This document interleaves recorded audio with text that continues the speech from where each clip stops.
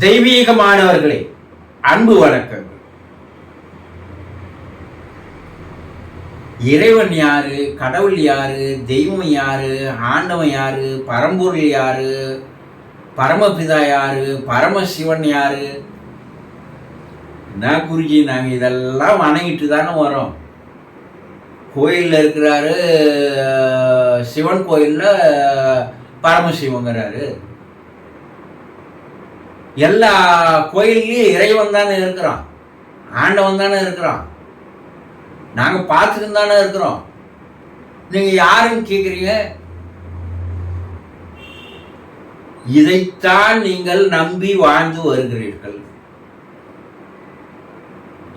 ஆனா உண்மையில என்ன சொல்றாங்கன்னா, இந்த இறைவனை உருவத்தில் நீங்க பார்க்கவே முடியாது.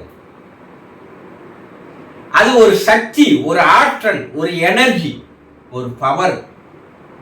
அது ஒரு ஃப்ரீக்குவன்சி, ஒரு அலைவரிசை.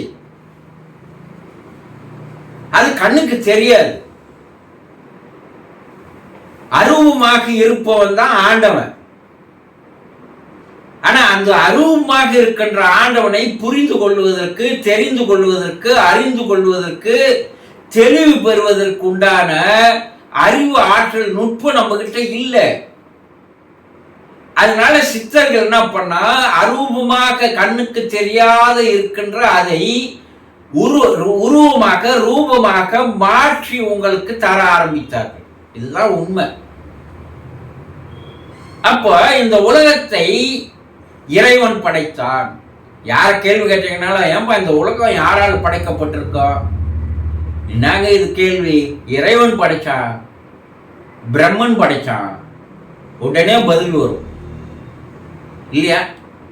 இறைவன் என்ன ஒரு உருவமாக உட்கார்ந்து கொண்டு பூமி வரணும், நிலா வரணும், சந்திரன் வரணும், மண்டலங்களையும் கோலங்களையும் அவன் கணக்கு போட்டா படைச்சான்? கிடையாது. இந்த இறை ஆற்றல் என்கின்ற இந்த இறை சக்தியானது எப்ப உருவானதுன்னா, 460 கோடி ஆண்டுகளுக்கு முன்னால் இதெல்லாம் இல்லாத இருக்கும் போது எப்படி இருந்திருக்கும்? நிலவு கிடையாது, சந்திரன் கிடையாது, நட்சத்திரங்கள் கிடையாது, கோள்கள் கிடையாது. இது எதுவுமே இல்லாதப்ப எப்படி இருந்திருக்கும்? கொஞ்சம் யோசனை பண்ணி பாருங்க. மின்சார விளக்கு வீட்டில் இல்லை, அரிக்கன் விளக்கு இல்லை, மெழுகுவத்தி இல்லை. அப்ப அந்த வீடு எப்படி இருக்கும்? இருட்டா இருக்கும் இல்லையா? இது ஒரு எக்ஸாம்பிள்.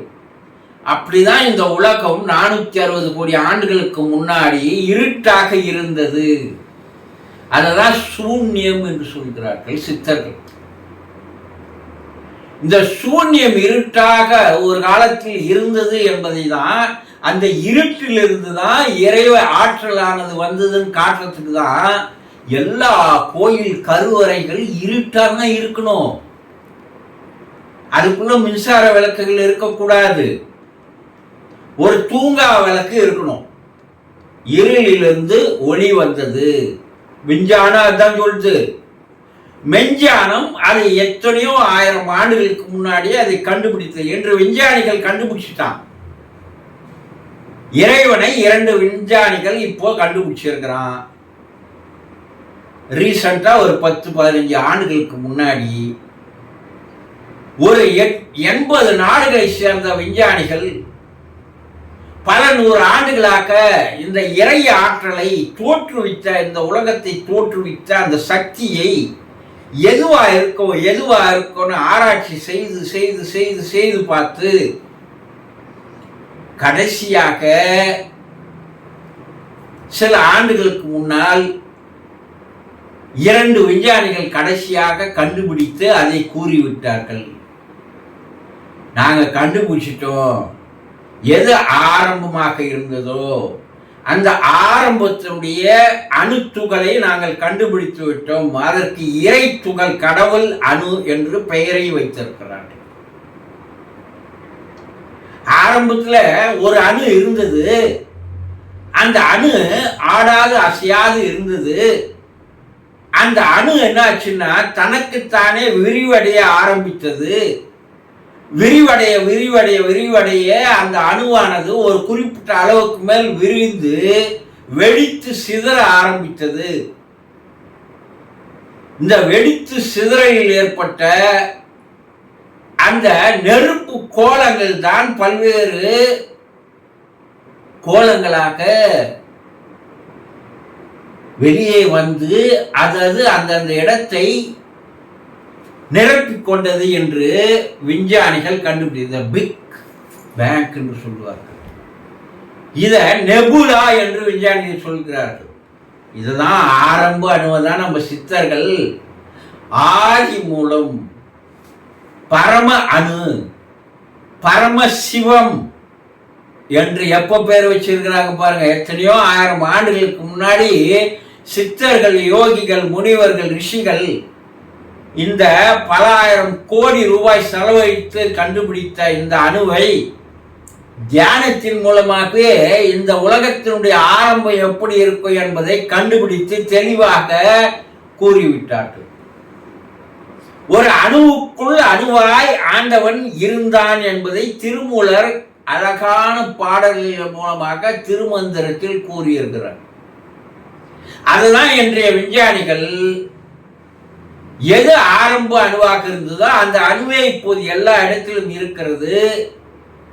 அந்த அணுவை நாம் ஆராய்ச்சி செய்ய ஆரம்பித்தால் அந்த அணுவை அவர்கள் ஆராய்ச்சி செய்து கொண்டு போக போக போக போக 13, 14 அணுக்கள் அணுக்குள் அணுக்கள் இருப்பதை கண்டுபிடித்தார்கள். அணுன்றது நம்ம கண்ணுக்கு தெரியாது, கண்ணால பார்க்க முடியாது அணுவை.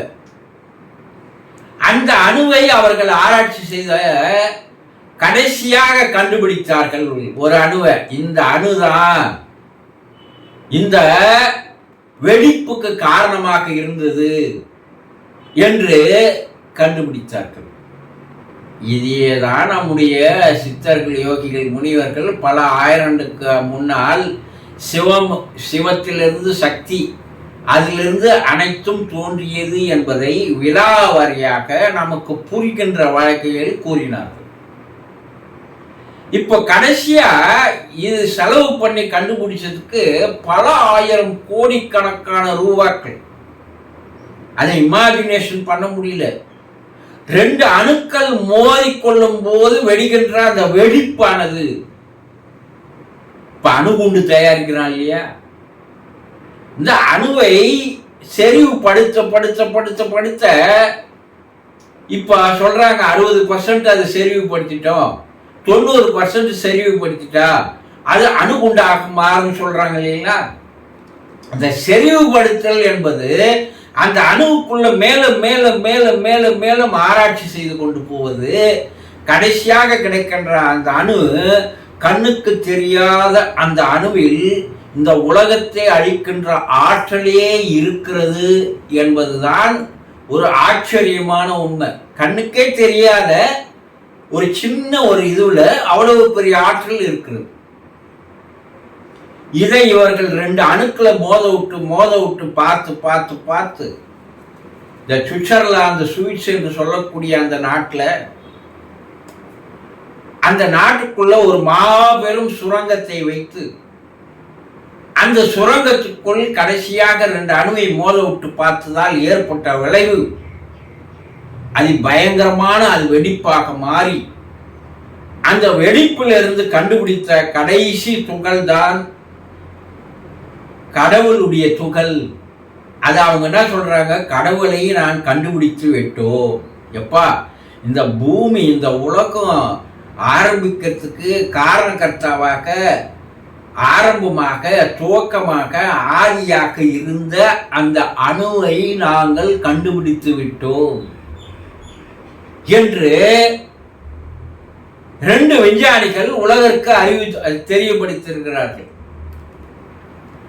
அது அவங்க சொல்றது, சில விஞ்ஞானிகள் கண்டுபிடிக்கின்ற அந்த கண்டுபிடிப்புகளுக்கு அவர்களுடைய பெயரை வைத்துக் கொள்வார்கள். அந்த பெயர் அவர்களுக்கு பீட்டர் இக்ஸ் என்று பெயர். அதனால அவருக்கு இந்த கடவுள் துகளுக்கு இக்ஸ் போசான் என்று பெயரை வைத்திருக்கிறார். இது கடவுளுடைய அணு, கடவுளுடைய துகள். இந்த கடவுளுடைய துகளைத்தான் நாங்கள் கண்டுபிடித்து விட்டோம். இதுக்கு எத்தனை ஆயிரம் ஆண்டுகள், எவ்வளவு கோடிக்கணக்கான செலவுகள் எல்லாம். அதை கூகுளில் போய் அந்த ஹிஸ்டரி எடுத்து பார்த்தீங்கன்னா பெரிய ஆச்சரியமாக இருக்குது. எப்படா இத்தனை 100 ஆண்டுகள் 80 நாடுகளை சேர்ந்த விஞ்ஞானிகள் பல கோடி ரூபாய்களை செலவு செய்து ஆராய்ச்சி ஆராய்ச்சி ஆராய்ச்சி ஆராய்ச்சி என்று ஆராய்ச்சி செய்து கடைசியாக அந்த கடைசி அணுத்துகளை, ஆரம்பத்தினுடைய துகளை கண்டுபிடித்தார்கள். ஆனால் இதெல்லாம் இல்லாதையே நம்முடைய யோகிகள், முனிவர்கள், ரிஷிகள், சித்தர்கள்லாம் சொல்லிட்டான். பரமசிவம், ஆதி மூலம் பேர் வச்சுட்டாங்கல்ல. அப்ப விஞ்ஞானிகளோட மெஞ்ஞானிகள் எந்த அளவிற்கு அறிவு கூர்மை படைத்தவர்கள். எந்த விதமான சோதனை கூட கிடையாது, எந்த விதமான செலவுகளும் கிடையாது. தன்னுடைய அகத்திலேயே ஆராய்ந்து கண்டுபிடித்து விலாவரியாக ஒரு வாய் சொல்ல எழுத்துப்பூர்வமாக எழுதி வைத்து விட்டு சென்றார்கள்.